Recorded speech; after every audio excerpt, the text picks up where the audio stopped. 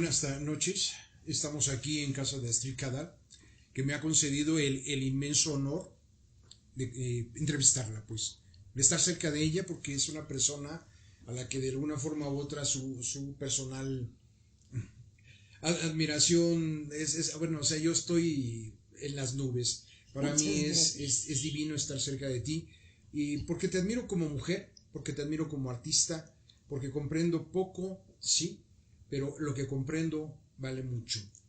Porque el estar cerca de una mujer que ha sido capaz de luchar por sus ideales, de pelear por sus anhelos y de no descansar nunca, no amedrentarse, no, no claudicar. Como mujer me da el ejemplo y me da perfectamente a saber que las mujeres están hechas para triunfar. Gracias por este momento, por esta entrevista, por poder platicar contigo ante cámaras y poder platicar contigo como la mujer que admiro. Pues Muchas me gracias, gustaría Pepe, que... por tus palabras. Se me va a subir a la cabeza. Tú sabes que es todo eso te lo has ganado. Después de Muchas gracias. 37 años de estar trabajando por tu cuenta, luchando por tu carrera. Quisiera que nos compartieras ante cámaras qué tan azaroso y qué tan bondadoso ha sido esto. Bueno, ha sido bastante azaroso, ha sido una carrera, te digo, ya tengo 37, un poco más de carrera, Uh-huh. y ha sido pues bastante difícil, sobre todo en los principios, muy, muy difícil, porque, primero, porque empecé a hacer algo que la gente no entendía, entonces no encajaba en ninguna parte. Eh, Me acuerdo porque yo empecé haciendo cabaret, el cabaret político. Empecé haciendo cabaret después de que salí de la escuela de teatro, eh, y, y pues la gente no entendía a dónde quería yo llegar, porque yo cantaba ranchero o bolero, Uh-huh. y en medio de las canciones, y entre canción y canción ahí me echaba mi crítica política, o cosas sobre las mujeres, o cosas sobre la historia, o, y la gente no terminaban de entender, porque pensaban que pues uno canta y punto, que una cantante es una cantante y ya está. Y yo insistía en hacer esto porque era lo que yo quería hacer. Yo en la escuela de teatro, cuando vimos toda la parte de lo que era el cabaret de Bertolt Brecht, y ya de allá yo hice mis propias investigaciones sobre lo que fue el teatro de revista en México, Uh-huh. y la importancia que tuvo hasta dentro de la política y lo demás, y de cómo la gente era casi como el periódico de la gente, ir Uh-huh. al teatro de revista a ver lo que pasaba. Pues yo decidí hacer mi propio cabaret, una forma de cabaret distinta, porque tuve la suerte al principio de que, saliendo de la escuela de teatro, pues estuve en una compañía de teatro, hicimos una gira por Europa y pude ver lo que era el cabaret, en De Europa, aquel lado del de mundo. aquel lado del mundo, porque todos estábamos muy clavados con lo que era el cabaret alemán. Y cuando vi lo que era el cabaret alemán, dije, no, pues esto no lo puedo hacer en México, esto es muy sobrio. Pues tú conoces Alemania, ya me dijiste que viviste allá, No, expuesto por allá. Y que, sí tuve que convivencia con estuviste ellos. exposiciones allá, y pues tú sabes que son geniales y son Sí, súper amigables, sí, sí, y sí. tienen un arte también maravilloso, pero el cabaret era muy sobrio. Y yo dije, no, esto para México, si nosotros somos sol, somos exuberancia, somos un país multicultural, como este tipo de cabaret no es el que yo quiero hacer. Sí, pues a mí me pasó ahí, particularmente en Bonn, antes de llegar a Stuttgart. Iba a exponer ahí en el Molino, ahí en Stuttgart. Y me decían que cómo veía las ceremonias religiosas, porque hay alguna que otra iglesia todavía católica de aquel lado, particularmente en Stuttgart es bellísima. Pero resulta que le digo, ahora entiendo muchas cosas. Y me dijo el sacerdote que estaba allí, que era español, me dice, ¿qué entiendes, maestro Padilla? Le dije, primera, pues no soy maestro, soy un artista plástico. Y segunda, le dije, ahora entiendo el concepto, porque aquí son ceremonias religiosas y allá son fiestas religiosas, le dije. Yo creo que mi nostalgia a la tortilla me va a hacer regresar pronto a mi país, le dije. Y es cierto, o sea, sí es gente muy atenta, muy correcta, muy educada, muy pulcra, muy culta, Muy culta. pero tienen una forma muy sobria. Sí, O sea, sí. realmente incluso podría atreverme a decir que son hasta como fríos. Si lo vemos Por con la supuesto, desde nuestro manifestación, punto de vista que somos un país, latino. no, y además somos un país que desde antes de la llegada de los españoles ya éramos barrocos sin que existiera todavía el barroco, porque Sí, porque los colores, la forma, bueno, todo el arte prehispánico es impresionante. así Y, es. y cómo arreglaban y cómo hacían sus ciudades y cómo las pintaban y cuando tú ves estos murales en los distintos sitios arqueológicos, pues te das cuenta de lo que era y de cuál era el colorido o sea que ya teníamos nos viene en los genes, Así es. pero porque el país también te lo da. Un lugar donde hay sol y la naturaleza, México es un país realmente privilegiado. Ahora sí que yo me atrevería a decir asquerosamente rico. Sí, sí, sí, sí. En manifestaciones y en voces y en todo, ¿no? No, y además somos multiculturales porque no somos un solo país. Así Aunque ya es. estemos constituidos en un solo país, pero tú te vas a Oaxaca y es una cosa, tú te vas a Chihuahua es otra cosa, tú te vas a Yucatán es otra cosa, Chiapas. O sea, somos multiculturales. Fíjate que regresando al tema de Alemania, ahí en Alemania, un día en una situación que estaba hablando con particularmente uno de los maestros ahí, y me dijo, ¿qué país crees que es el número uno a nivel cultural en el mundo? Y me le quedé viendo y pues suspicazmente yo dije, pues Alemania. Y me dijo, sí. ¿Y el segundo país culturalmente más importante en el mundo? Y me quedé, yo dije, oh, bueno, pues ya le pego una vez, le pego dos veces, México. Y me dijo, sí. Y yo dije, oh. Y me dice, no lo sabías, ¿verdad? Le digo, ¿en verdad? Pues yo Si te tampoco, contesto pero, honestamente, pero no. desde el punto de vista de quién. Y entonces agarré y me dice, es que mira, México, pluriculturalmente, es de los países más ricos en el mundo. ¿Por qué? Porque cuántas etnias viven allí y cuántas manifestaciones socioculturales tienen. Realmente es uno de los países más ricos, pero no lo han visto, no lo entienden.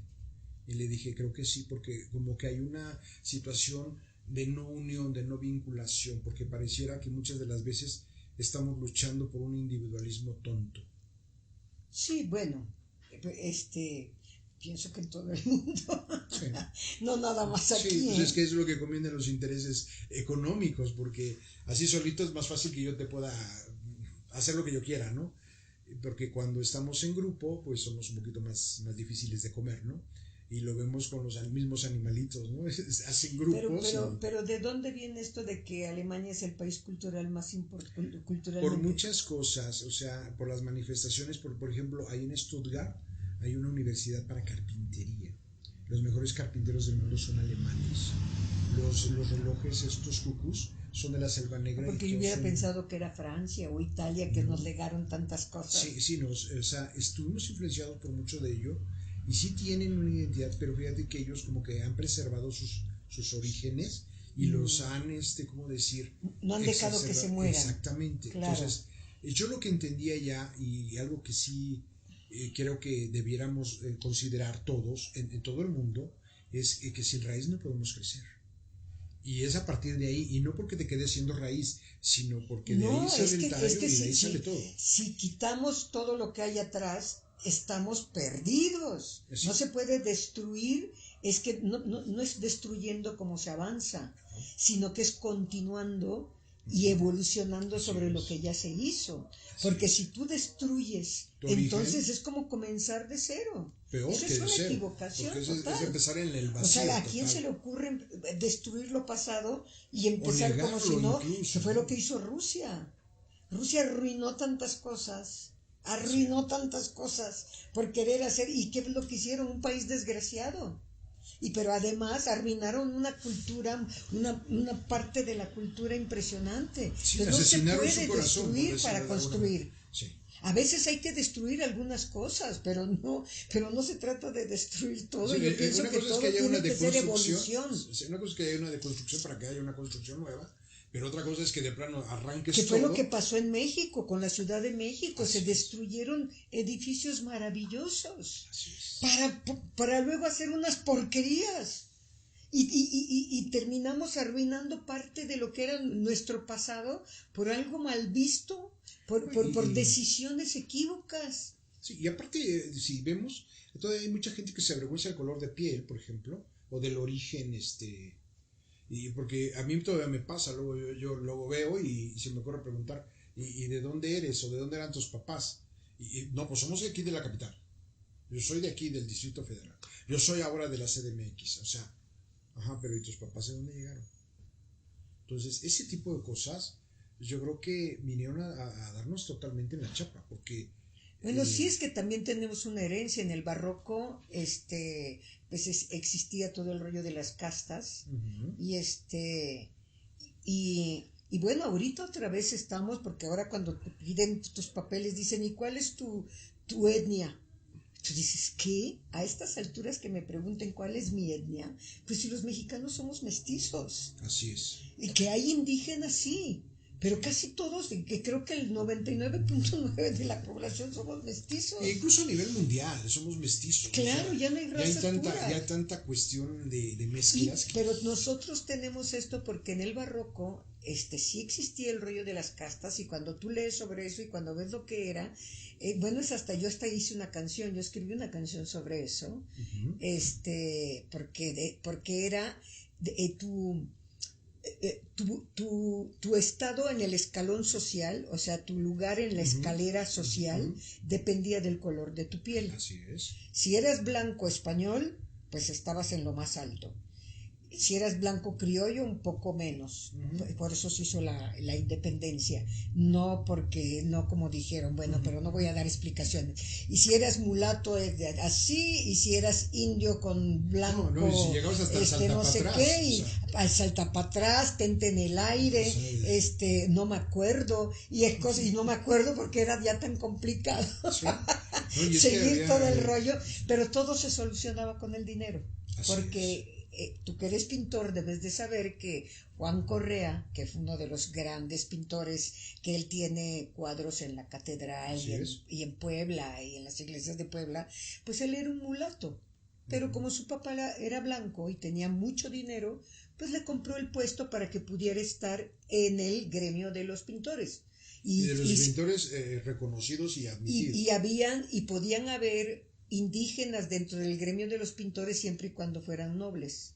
Así es. Entonces el dinero todo lo como hasta ahora, todo lo solucionaba. Sí. O sea, nada era tan estricto que el dinero no pudiera abrir las puertas. Así es. Como pasa hasta el día de hoy. Así es, porque llegas a un restaurante y si eres prietito o así, pues sí hay como que es cierto, pero si llegas con un carro X y con la billetera por delante, mira, hombre. señor, pase usted.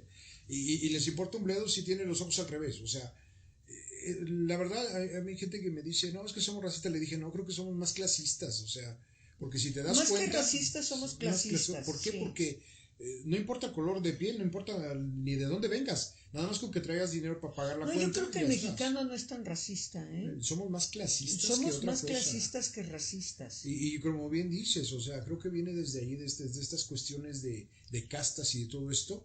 Y como que se nos ha olvidado que ya pasaron unos cuantos años, porque ya estamos en el siglo XXI y sigue habiendo muchas broncas. Porque yo quisiera dirigir un poco esta plática hacia la parte femenina, porque también cómo ha sido el cambiar, ¿sí? de un estándar y de una visión a la actualidad. Porque para mí se ha sido muy dramático y ha sido también muy fuerte el mirar todos los cambios y todas estas luchas que se han dado por tantas mujeres, ¿no? Porque yo, por ejemplo, en alguna ocasión leí algo de Gertrudis Bocanegra, por ejemplo, yéndome a esos tiempos, y ya había mujeres que luchaban por la dignidad y por la igualdad, claro. Y por la libertad, porque en un momento dado muchas mujeres fueron capaces, cuántas mujeres en la revolución o en la guerra de independencia, y son como tapeadas en la historia, porque pues tienen una línea ahí chiquitita, sí. y nada más. Oye, pero si no hubiera sido por ellas, ¿qué hubiera pasado? No, bueno, es que siempre se ha desdeñado a la mujer, pero ya sabemos que la mujer intervino. ¿Qué hubiera pasado si la Malinche no hubiera estado, por ejemplo? Sí, a esa nos vamos, ¿no? A esa nos vamos, porque ya que hablamos de mujeres y del rollo, pues la Malinche es una mujer que ha sido insultada, hasta que se hizo un estudio ya más serio, un estudio que dirigió Margot Glantz, hasta que se hizo un estudio más serio, se le dio realmente el peso que tiene la Malinche. Porque a la Malinche siempre se la vio como una traidora. ¿Qué traidora? ¿Tú crees que en ese entonces existía el concepto de patria, Claro que no. Ella fue una mujer que fue regalada como esclava a Cortés a los 14 años, junto con otras 20 muchachitas que eran entre 13 y 14 años. ¿Qué me van a decir? ¿Tú crees que ella va a tener el concepto de traición a qué? Traicionada a ella, porque además eran las costumbres. Entonces ella es regalada a un tipo, pero no es nada más a Cortés, las muchachitas la regalaban a los grandes jefes de las tribus y era una cosa, la mujer no tenía ningún derecho sobre ella. Podían hacer con ella lo que quisieran y ni siquiera tenían derecho a hablar. Decía un cronista español que él creía que las mujeres indígenas no tenían lengua, porque cuando estaban con hombres, cuando estaban en reuniones, ellas estaban absolutamente calladas, porque lo que les decían cuando nacían a las mujeres, y eso se puede consultar en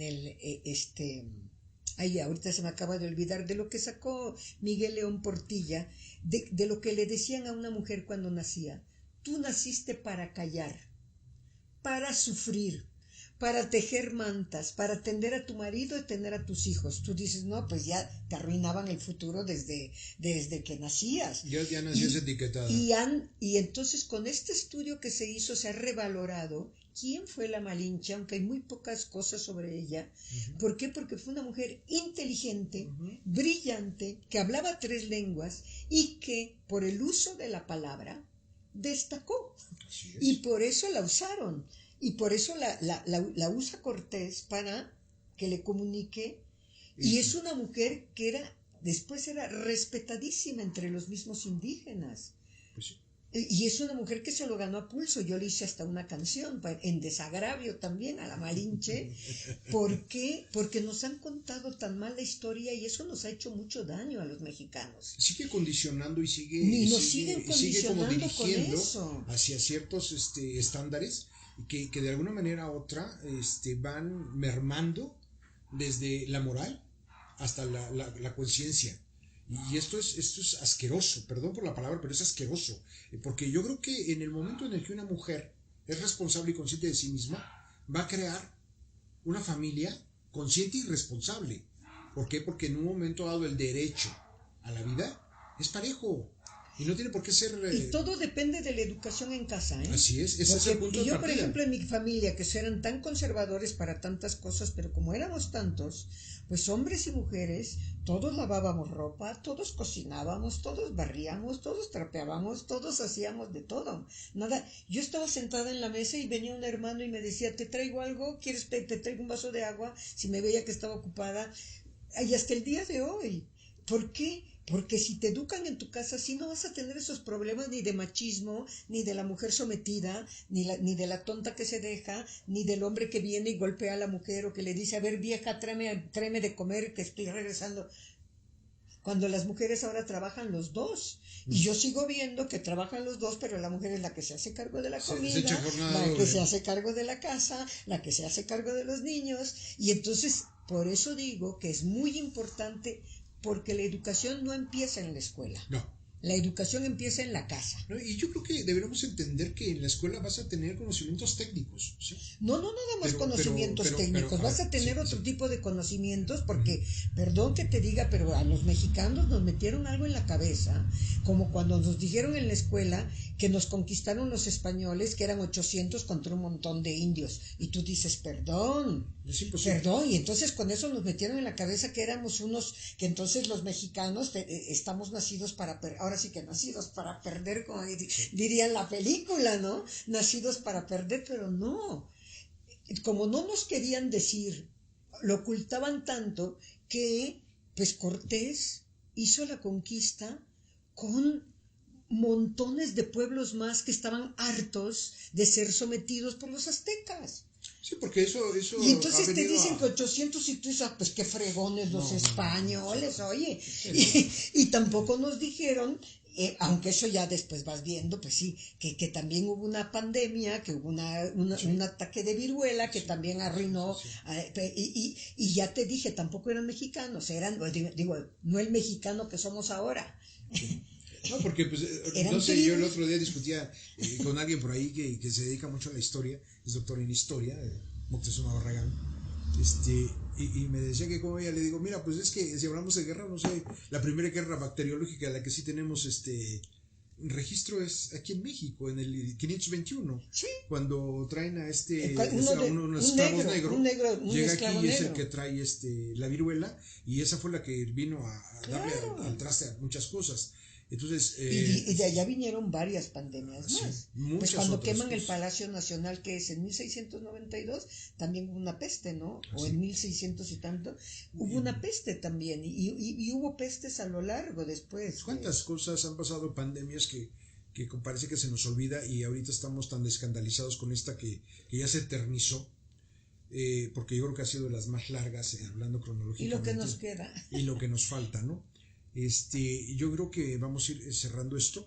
Sí quisiera también que me platicases cómo ha luchado Astrid a estas fechas para continuar viva en su arte, en su lucha y por lo que ama, que es el trabajo que a bien nos ha compartido durante tantos años y que nos ha permitido tener otro punto de vista, como bien dices, no es una canción a la Malitzin, tantas cosas que tú me has regalado a mí como público, pero que yo valoro como el hombre que sabe admirar el logro de alguien. Y en este caso, para mí es como más entrañable, a sabiendas, por todas estas circunstancias que hemos mencionado, de que por el hecho de ser mujer y ser diferente y tener el carácter para decir yo quiero hacer esto, pues implica, híjole, el doble de trabas. Sí, es mucho, mucho trabajo. A mí cuando me dicen, oye, para hacer cabaret, pues piénsalo porque es mucho trabajo. Porque con el cabaret vives todo el día. Es un trabajo diario. Es un trabajo porque si eres cantante, primero tienes que estar manejando tu voz y es una cosa que tienes que hacer diario. Tienes que dedicarle por lo menos una hora y media para poner tu voz, pero sobre todo el hecho de ser independiente, pues eso es, siempre tienes que estar tú promoviéndote y buscando pues dónde presentar en una tu labor trabajo. Continua. Es una labor continua, no es de que yo ya llegué aquí y entonces me siento y que vengan las contratas, no. Además es también el estarte preparando todo el tiempo intelectualmente, porque pues el trabajo que yo hago es cabaret, pero es un cabaret, sobre todo ahora que estoy haciendo cabaret histórico. Ahorita estoy trabajando sobre el barroco, por eso tengo todo tan fresco, porque estoy trabajando sobre el barroco. Entonces es una preparación también intelectual, de investigación, y eso es todo el tiempo, no es que algo, no te puedes quedar, o sea, no te puedes quedar y bueno, yo nunca he sido de modas, pero también tienes que escuchar para saber qué es lo que la gente está consumiendo, para ponerle algunas cosas a lo que, aunque yo la verdad no he sido de modas ni en las canciones, siempre he hecho lo que se me ha pegado la gana. Por eso te admiro. pero es un trabajo constante, sobre todo para no quedarte varada. ¿Me entiendes? Porque sí. A veces uno cree que ya encontró un caminito y crees que lo más fácil es irte por ese caminito, pero no, siempre hay que estar buscando formas de superar lo que ya has hecho. Y por lo menos mantenerte en el nivel que tienes. Sí, lo comentaba hace 8 días con un ex campeón, bueno, ya retirado por edad y por todo, y le digo, pues es que mira, lo más difícil no es llegar a ser campeón, la bronca es mantenerte como campeón. Porque claro. Aparte va a ser al que todo el mundo le va a querer pegar porque va a querer su título. Y es una competencia constante. Y creo que los humanos, independientemente de género, somos competitivos absolutamente. Y entonces tenemos que mantenernos. Y es ahí a donde creo que entra el temperamento y el carácter y el amor por lo que hacemos, que creo que es lo que a ti te ha mantenido a flote. No, yo tengo una pasión por lo que hago, por eso te decía que si haces este tipo de trabajo, ya sabes que son las 24 horas del día que tu mente, porque a ti te pasa, me imagino, como pintor, que siempre está tu mente trabajando sobre qué vas a hacer, cómo vas a hacerlo. Cómo lo quiero hacer. Exactamente, entonces pero es maravilloso porque la verdad no distingues ya si es trabajo o es puro gusto. Aunque claro, cuando ya estás cerca de las fechas, entonces sí empiezas a sufrir, porque sufres mucho, sobre todo cuando ves que ya se acerca la fecha de estreno y que no has terminado con todo lo que tienes que hacer, y entonces sí viene un estado que bueno, que no se lo deseo a nadie porque es muy fuerte. Pues sí, pero al final es que es eso, ¿no? Esa emoción de ir por la de campeonato, porque también como expeleador también te puedo decir que sé lo que es eso, y es algo que adoro, porque cuando te levantan la mano en el ring, es ese instante, es un micro momento, pero que te hace la vida. Y entonces dices, está de poca madre haber entrenado 14 horas al día, durante 3 meses, y haber bajado los kilos que tenía que bajar para pelear en esa división. Pero lo más importante es que lo logré, es mi campeonato.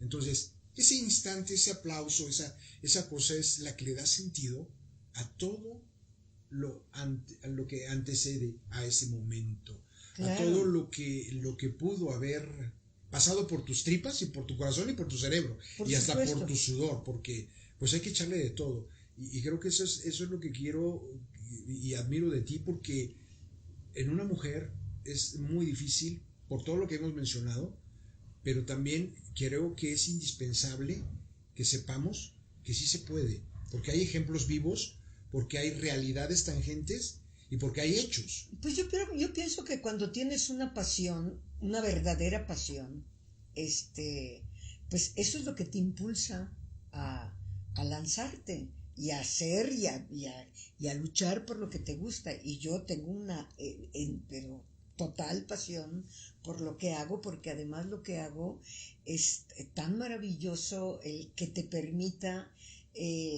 pues a mí me gusta mucho leer, por ejemplo, entonces, y me gusta mucho la historia, entonces, pues imagínate, estar en lo que te gusta y eso transformarlo para algo que lo va a ver otra gente, no como investigadora de historia ni de nada, sino para espectáculos, para que la gente comparta contigo ese momento, es maravilloso. Es brindarte y es entregarte a tu pasión para que la demás gente sepa lo que estás sintiendo, pensando y legando. Porque creo que eso es lo más importante, trascender a consecuencia de los hechos. Sí, claro. Y eso es lo maravilloso de este trabajo. Es lo maravilloso. No sé cómo estamos de tiempo. Todavía tenemos tiempo. Mira, ha sido de veras, no sé, para mí fantástico estar a tu lado, poder hablar incluso ante las cámaras y que pues nos empiecen a ver la semana entrante.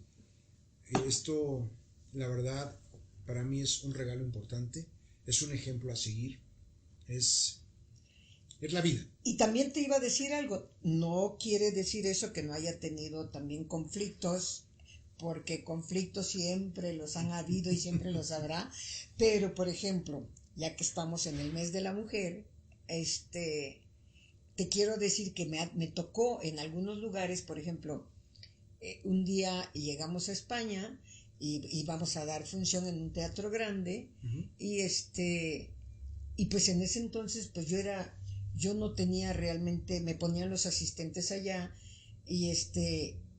y pues yo era la directora del grupo, no viajaba ni con representante ni nada, y me preguntan en el teatro, porque yo veía todo, el rollo de las luces, veía todo. Estabas desde el paso de gato hasta la taquilla. Todo, porque todo entrenaba a la gente porque llevaba todo el plano de luces, porque bueno, yo soy muy teatral, no nada más soy una cantante, yo estuve en la escuela de teatro, entonces yo quería hacer todo más, no como hacen ahora que ponen luces por delante, por detrás y ya está. No, a mí siempre me ha gustado hacerlo más teatral todo. Y cuando llegué al teatro, Pues los de Tramoya me decían, ¿y dónde está el director del grupo? Le digo, yo soy la directora. No, pero el director. Le digo, es que yo soy la directora del grupo y es conmigo que no querían tratar conmigo porque no daban crédito que fuera una mujer la que iba a cantar, la que dirigía todo. No querían tratar. Y a la que fue no le iban hasta a, a la que no le iban a hasta hacer que de... nos dimos un agarrón y después estaban todos, después hasta me aplaudían y todo lo que hacía, pero al principio era increíble. O sea, que le decía, es que soy la directora del grupo. Hasta que le dije, bueno, ¿cuál es tu problema? Pues sí. ¿Cuál es tu Estos problema? prejuicios de género, de entrada. Y pudiéramos pensar que nada más aquí, pero no, ya lo viviste fuera del país. No, te puede pasar en cualquier parte. Por eso te digo, no creas que tampoco es así No. de ya está y todo tan bonito. No, Sí, sí. es que hay gente que te dice, no, es que para ti fue fácil. Ajá, sí, ya te quisiera ver mis zapatos minutos antes de subirme a un escenario, ya te quisiera ver mis zapatos antes de cortar el listón para entrar a la exposición. No sé, son facetas, son luchas y son momentos por los que nosotros peleamos. Claro, claro, pero por eso sí es muy importante tener esta pasión por las cosas que uno quiere hacer en la vida para poder ir hacia adelante. Y no claudicar. Y no claudicar. Y eso no quiere decir que no tengas dudas. Yo soy una canasta de dudas, como me imagino que cualquier artista, porque las dudas siempre te asaltan, por supuesto. Nunca sabes si lo que estás haciendo está bien o no, Sí. hasta que no lo presentaste en escena. Así es. Pero eso no quiere decir que, uy, sí, miren qué segura y lo que yo hago. No es cierto. Uno siempre está dudando, porque digo, solo los tontos no dudan. Así es, porque tienen una fe ciega, ¿no? Porque lo único que tienen es fe. Y bueno, dicen que la fe mueve montañas, pero no siempre. Entonces sí, yo pienso que solo los tontos no dudan, porque pienso que la duda también es algo que te sirve para avanzar. Y también te obliga en un momento dado Sí. a revisar de forma, vamos a decir, meticulosa, ¿sí? Tu proyecto o tu menester para que quede bien. Porque Claro. tú sabes que da por medio tu reputación y va todo tu trabajo previo. Porque, híjole, subir al ring y llegar a ser campeón, sí. Pero mira, así en un golpe te bajan todo, ¿eh? Entonces, la vida es así. Así es. Entonces yo creo que tenemos que estar preparados para todo y en conciencia del riesgo que estamos corriendo cada que hacemos esto. Por supuesto. Sí. Pero eso también es lo que le da mucho sabor a la vida, ¿no? Oh, imagínate, si todo fuera así, como todo miel sobre hojuelas y que todo así tan fácil, pues qué aburrida sería la vida, ¿verdad? Así cualquiera sería lindo. Y bueno, y los que no tuvimos herencia, ¿verdad? Pues tenemos que seguir, pues talachándole. Hasta que se acabe la pila. Hasta que se acabe. Un día me preguntan, ¿y tú cuándo te vas a retirar? ¿Retirarme? Digo, pues quizá más adelante no pueda contar con tanto vestuario, pero yo como Chabela Vargas me pondré un corongo y seguiré cantando. Por ahí dijeron, ¿no? Que era morir. Porque no creo que me alcance para vivir sin trabajar hasta que me muera. No, pues eso está cañón. No, porque la desgracia es que los mexicanos pues tampoco tenemos, pues no se inventó lo del seguro. Y por lo menos los que tenemos, pues no tienes esta cosa. Los que trabajamos por nuestra cuenta no tenemos la No. opción de ir a pedir la pensión. No. Entonces tú dices, no, pues pues trabajaré hasta que me petatee, pues. Así es. O hasta que me lo permita el cuerpo. Pues sí, como ejemplos, no sé, Chagall que terminó su vida pintando, ¿no? Estas cosas que nos dicen hasta dónde podemos llegar en un orden de amor por la vida y esta es nuestra vida. Y eso es lo que quisiera que pues muchas personas, independientemente del género, entendiesen, que es la vida, pero no es para trabajar en algo que te van a dar, no sé, decía por ahí un amigo que estimo muchísimo, también saludo por ahí al Mastuerzo, ¿no? Que por 3 pesos y un bistec anda todo el asunto. Oye, no, yo soy un poquito más caro, un poquito más necio, o un poquito más loco, pero prostituto no. O sea, yo voy porque yo quiero y sé que me puede costar la vida misma, sin embargo, es por ello que vale la pena. Claro. La mentalidad creo que es la que nos puede permitir continuar de pie. Por supuesto, pues sí, el tratar de pensar pues lo más, pues de la manera más prudente posible para afrontar esta vida, Pues sí, sí, para vencer la adversidad para vencer la adversidad, sí. y decirle a la vida gracias. Pues yo siempre doy gracias porque la verdad es que el trabajo que me tocó hacer, que no lo siento como trabajo, sino todo Es es que es tu como, vida. es mi vida y yo sí doy gracias. Yo de verdad todos los días por lo que me ha tocado vivir, por la familia que tuve, por los amigos que tengo, la verdad yo sí doy las gracias y estoy muy agradecida con la vida por lo que me permitió conocer, porque me ha permitido conocer por mi trabajo casi todo el mundo, entonces eso Eso es lo también. hermoso, ¿no? Eso es lo hermoso. Sí. Fíjate que hace escasos 2 años empecé a tener problemas cardíacos y terminé en un quirófano y me dice la doctora, ¿no tiene miedo?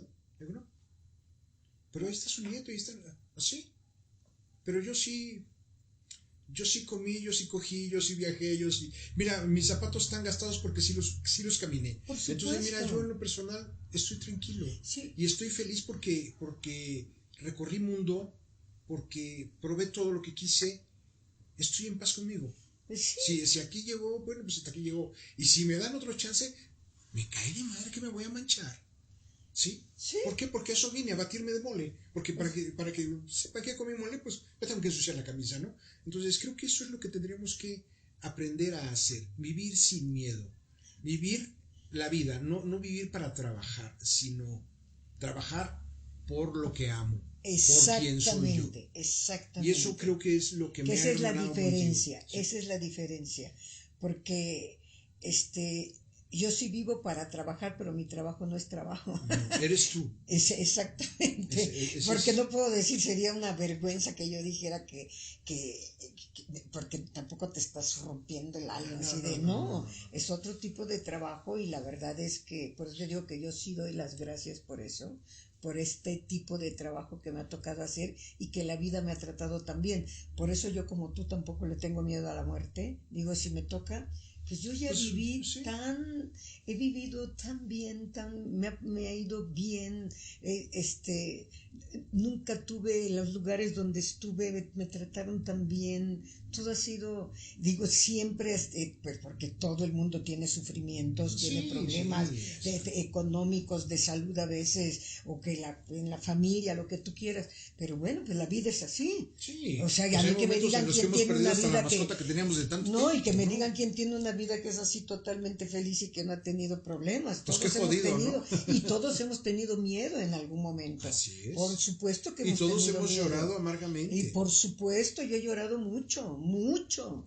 Pero eso no quiere decir, a mí me sorprende cuando hay gente que creen en el cielo y en el paraíso y en el infierno y todas estas cosas, que tengan tanto miedo a morirse. Digo, pero si no que te vas a encontrar con el cielo. Y no, tienen miedo. Y digo, pues a mí no. Sí tengo miedo a morirme, eso sí, con dolor. Yo quisiera, eso sí, si me voy, que sea así de... Y ya está, sí. Porque el sufrimiento no va conmigo. Como que no tengo tiempo para eso. Sí. Yo creo que vamos cerrando.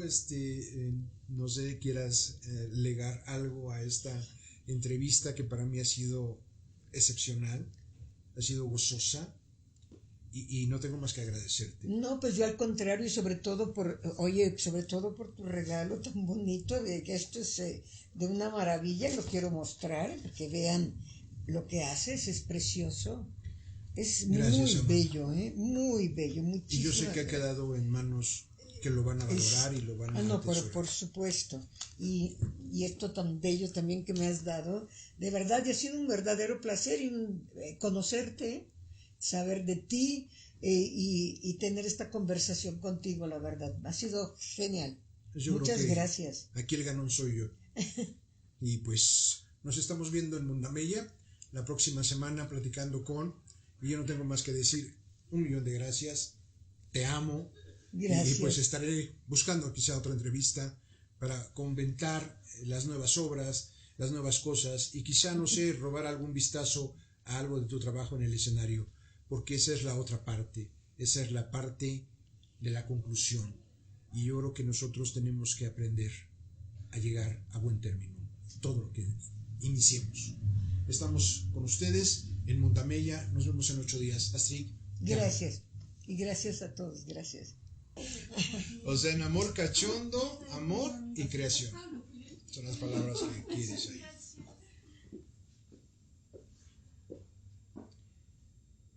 El amor me ha permitido mirar la vida de una forma que puedo entender la creación. Y la creación eres tú. Porque sin ti no hay luz en mi lecho. Porque sin ti no hay sabor entre mis sábanas. Porque he de ser simplemente tu objeto. Porque yo me voy a entregar a la creación de la devoción por tu cuerpo. Porque yo en ti me regocijo, me descubro, me siento vivo. Soy pasión por ti. Porque esa creación que tú has logrado en mi corazón será permanente, será constante, será erecta, será tuya, será simplemente el amor que yo profeso a tu persona. Muchas gracias, ¡vamos! ¡Qué bárbaro!